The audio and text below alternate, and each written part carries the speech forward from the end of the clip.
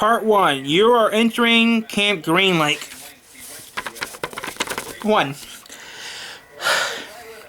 There is no lake at Camp Green Lake. There once was a large lake here, the largest lake in Texas, that was over 100 years ago. Now it's just a dry, flat wasteland. There are no towns. There used to be a town called Green Lake as well. The town survived and dried up with the lake. And the people who lived there.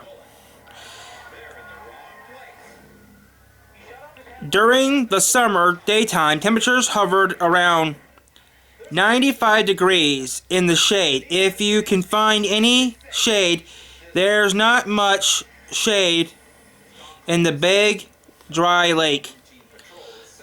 The only trees are 2 old oaks that the eastern edge of the lake, at the hummock in the sheer between the 2 trees, and a log cabin shades behind that.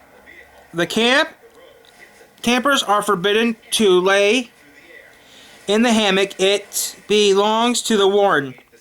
The warden owns the shed out on the lake. Like rattlesnakes and scorpions, find shade under rocks and holes dug by the campers.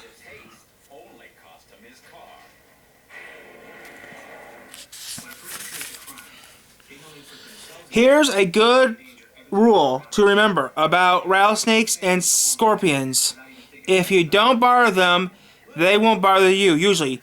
Bitten by a scorpion or even a rattler is not worst thing ever happened to you. You won't die usually. Some campers will try to get bit by a scorpion or a rattlesnake, even a small rattlesnake. Then he'll get to spend a day or 2 recovering in his tent instead of having to dig a hole out on the lake. But you won't be bitten by but you don't want to be bitten by a yellow spotted lizard. That's the worst thing that can happen to you. You will slowly and painfully die always. If you get bitten by a yellow spotted lizard, you will go into the shade of the oak trees and lie in the hammock. There's nothing anyone can do anymore. The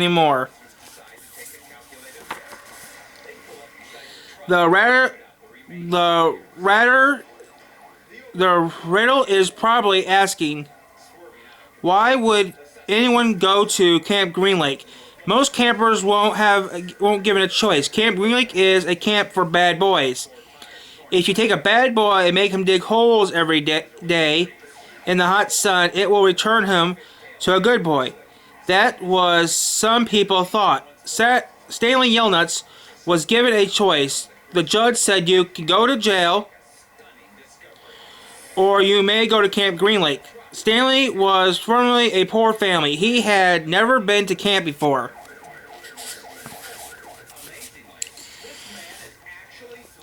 Stanley Yellnuts was the only passenger on the bus, not counting the driver of the guard.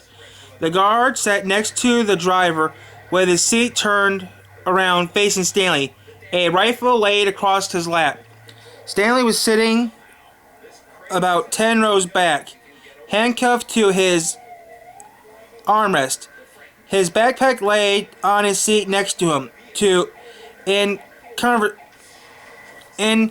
Constantly turning his toothbrush, toothpaste, and his box of his mother gave him.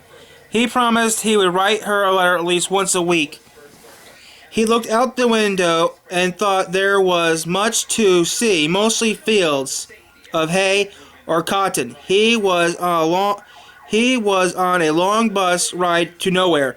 The bus wasn't air conditioned, and the hot, heavy wind air was almost stiff as his handcuffs.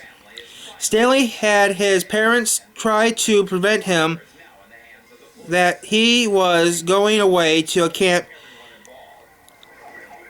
Stanley and his parents had tried to pretend that he was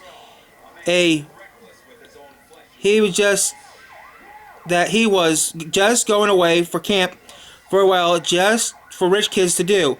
When Stanley was useful, he used to play with stuffed animals.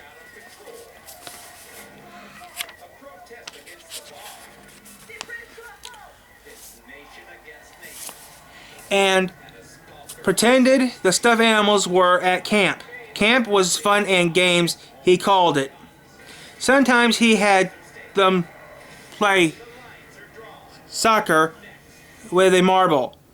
The other times would rent earn object course, or go bagging, jumping off the table, and try to break rubber bands. Now Stanley tried to pretend he was going to camp for fun. Going to camp fun and games. Maybe he'll make some friends. He thought at least he would get to swim in the lake. He didn't have any friends at home. He was overweight, and the kids at the middle school offered to tease him about his size.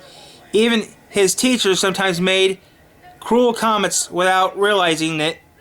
On the last day of school, his math teacher, Miss Bell, thought riots as an example. She chose the Harvest kid in class and the lightest kid in class, and had them weigh themselves. Stanley weighed 3 times much as the other boy. Miss Bell wrote the ratio on the board. 3.1 underwear of how much embarrassing she had caused both of them. Stanley was arrested later that day. He looked at the guard who sat standing next to him in his seat and wondered if he had fallen asleep. The guard was wearing the sun glasses. Stanley could not even see his eyes. Stanley was not a bad kid. He was innocently of the crime of which he was convicted of. He just been in the wrong place at the wrong time. It was because of the no good, dirty, rotten, pig-stealing great-grandfather. He smiled. It was his family's joke. Where anything went wrong, they always blamed Stanley. No longer good, dirty, rotten, pig-stealing great-grandfather.